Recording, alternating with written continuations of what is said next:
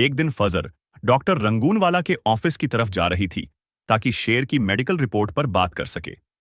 लेकिन जैसे ही वह दरवाजे के करीब पहुंचती है, अंदर से किसी के बात करने की आवाजें आती हैं।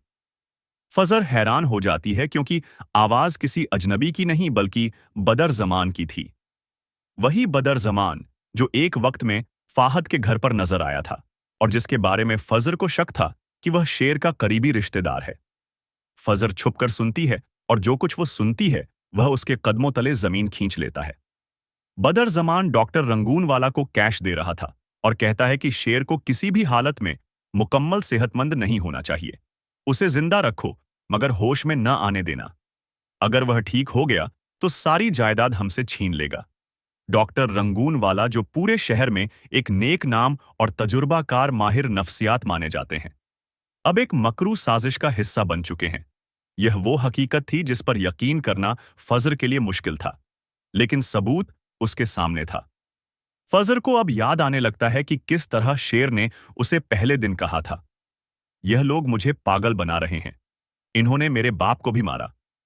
इस वक्त फजर ने शेर की बातों को और जज्बाती समझा, लेकिन अब जब सब कुछ उसकी आंखों के सामने है तो उसे अंदाजा होता है कि शेर का एक एक लफ्ज सच था। फजर को शेर के लिए हमदर्दी महसूस होने लगती है।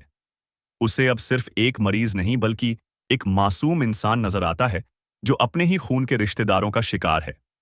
फजर शेर की हर दवाई खुद चेक करती है, किसी को भी शेर को टच नहीं करने देती।